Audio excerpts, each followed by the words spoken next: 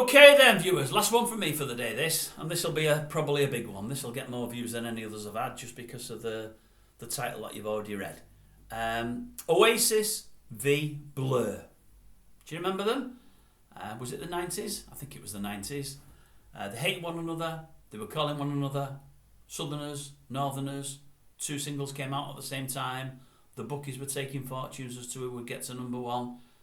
Who do you come down on the side of? Are you an Oasis lover or a Blur lover? Me? Who do I like? Oh, that's easy. Absolutely easy out of those 2.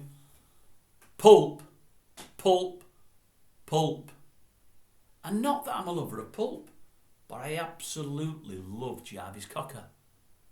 He's got something about him. He's got star quality. He's entertainment value.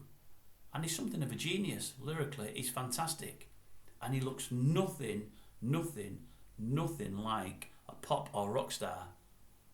But he fronts a band brilliantly. He's great to watch. In fact, before we go any further, for those who haven't heard it, please try to listen to a song called Don't Let Him Waste Your Time. I think he released it after Pulp. I think he had a little band of his own. I don't even know what they were called. I've seen it on something like a Graham Norton show. It was brilliant. He did it live. I've seen it since on a video where he's taxi driving in it. Please watch that. Don't Let Him Waste Your Time. It's a great song, brilliant song, great video. But Oasis and Blur. No, back to Oasis and Blur. I like 2 of Blur's songs, 2 of the well-known songs. Is it Country House and something else? Can't think what it is.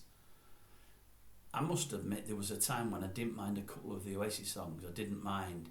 But then I was constantly reading about how they were the bad boys of pop. Well, they might have called themselves rock, but I'd definitely say pop. And I didn't get it at all. I'm from a rock background, but I love all kinds of music, I really do. But reading them with the bad boys of pop, give me a break. They came out at a time when the charts were dominated by synth music. We'd had 6-7 years of synth. They came out and they actually played guitars. So they broke the mould, if you like. They came out as 2 bad boy northerners. They bragged about robbing a few houses when they were younger, about drinking, about taking tablets and smoking stuff. Great. They were amateurs. Absolute amateurs. Look, there's bands before them like the Mighty Quo. I mean, you've got the lead singer there that lost the... Was it the septum? What's it called? The middle of the nostril. They can put string through it, a matchstick through it for taking coke. You've got was it the Def Leppard boys? Only young lads from Sheffield. One of them lost an arm. I think that had something to do with driving wild, with drinking him or with potions in him, tablets in him, whatever it may have been. I think one of them died of drug overdose, as of many in pop and rock over the years. Thin Lizzy, one of the great frontmen and showmen of all time in Phil Lynott, died very, very young, taking too much. Now, I'm not bragging about this. I'm not saying it's good. I wish to God some of these people hadn't done what they've done and were still with us. I'd much rather have the people than the gravestones. Then you get like Motley Crue. You've got a guy in Motley Crue. Did he have 2-3 heart attacks on stage and had to be taken to ER to be resuscitated and brought back? They say that although they're massive party animals, they're nothing compared to Ozzy Osbourne. You've got stories of Ozzy Osbourne doing things like snorting rows of ants up just for a laugh and just for a bet, you know. Then you've got Lemmy, who started every morning with a Jack Daniels and drunk all day long. You've got Keith Moon, who died very young, an absolute animal with drink and drugs, unfortunately. What a genius, though. What an absolute performer. One of the great performers of all time. You've got a guy who's probably the daddy of them all, who died recently. I think he lived into his 60s. How he got to 60, I'll never, ever for the life of me know.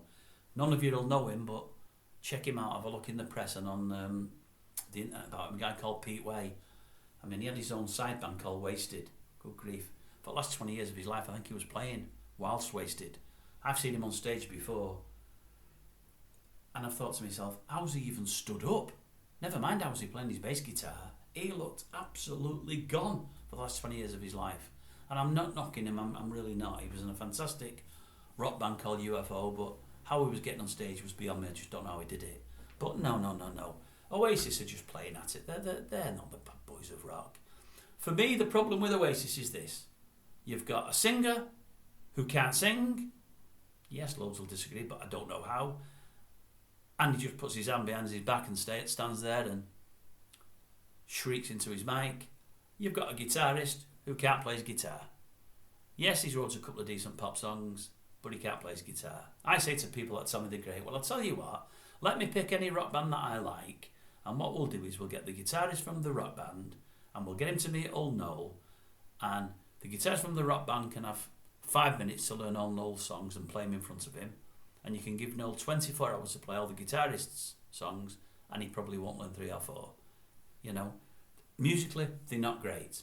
I think they're on the third drummer now, Oasis. One of the first two I liked, he wasn't bad. The other one I thought wasn't very good. They've now got, is it Ringo's son, Zach Stark? I think he's with them. Great drummer, really, really good. I say Oasis, is he with the Flying Birds or the other one? I don't know what the other band's called. I've heard it, I can't remember. But for me, absolutely crap. I'll tell you what I'll say about Oasis, and I mean this. You've heard that story, people say, if they played in my back garden and closed the curtains. Well, I'll tell you now, if Oasis played in my back garden, number 1, I would close the curtains. Number 2, I would insist on they take the plug out. If they're not plugged into my electricity and they've got a generator, they unhook that generator and they play acoustically. Because I'd not only close the curtains, but I'd close all the windows and I wouldn't have to listen to them. Absolutely no talent at all for me.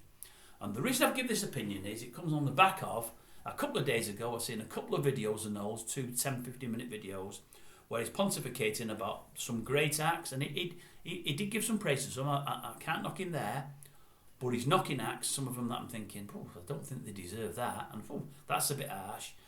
Noel thinks he can pop at anybody because he thinks he's something of a god. I heard him and his brother saying we're the biggest band in the world, and with this and with that and with the other. Listen, if you were that, it's because nobody else was listening to anybody else at the time. Biggest band in the world, honestly. But as I say, Noel was having a pop at everybody. Well, this is my opinion on him. He probably won't agree. I don't care. There'll be loads of people on here that don't agree. That's an absolute guarantee. But I think they're crap. And I just don't get how so many people like them. And I know loads did. I've even got friends who like good music, proper musicians like me, who liked them. And I'd say, you must be joking. One of my best friends, who's a guitarist himself, been in a band himself, great lad, loves loads of bands, loves loads of kinds of music, writes music himself, once said to me, Dave, I like them, they've got some good songs. He said, that High Flying Birds, he said, they're crap. He said, all I do with their LPs, I mean, this is how long back he told me they don't have LPs anymore. In fact, they're coming back now. He said, I'd melt them down and make plant pots out of the LPs. He said, I wouldn't touch anything that High Flying Birds. He said, but Oasis, they're good. I said, no. And as I say, I know millions will disagree with me, but there will be some decent musicians and people that know what they're on about that will say they're crap. Oh, and lastly, I've got one other thing. I also heard Noel say in an interview, if I'd have been 18 and in Liverpool at the time, I'd have been a member of the Beatles. No, you wouldn't. If you learn to play the drums, I don't think, for all Zach is very, very good, I don't think his daddy's great, you might have got the drumming gig. You wouldn't have got in front of Paul, George, and you definitely wouldn't have got in front of John, I'm sorry. And I heard also you mentioned you could even have been in The Who. The Who, you've got one of the greatest singers of all time. You've got a great guitarist who writes some fantastic songs. You've got the greatest, possibly the greatest showman of all time in Keith Moon. And then you've got the greatest bass player of all time in John Entwistle. No, mate, you wouldn't have got in The Who. You might have got Zach's dad's gig, sat on the old stool there playing the drums. You might have got that. That's all you would have got. You wouldn't have got in The Who or the Beatles. You're kidding yourself, my son. You're kidding yourself. Oh, and also, you also said there's never been a better cover song of a song that had previously been released. I'll give you one there. I mean, I think the guy that was talking to you said, well, what about Come On Feel the Noise? Because I think you did that one, didn't you? Well, obviously that's not going to be better. You're not going to, you and your kid ain't going to better Noddy older. But I'll give you one. You won't agree with it, and many might not, especially the traditionalists. But have a listen to the Kinks one. Is it You Really Got Me? Great song, influential band, great band.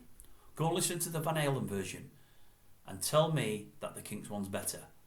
Because if you can better them vocals, and especially with that guitar playing on that song, then, well, if you say it can be bettered by the Kinks, then you're wrong.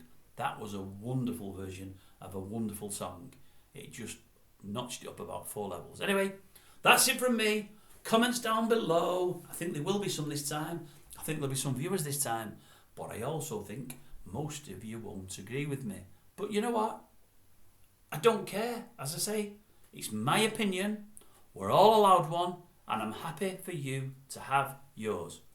Good night and goodbye.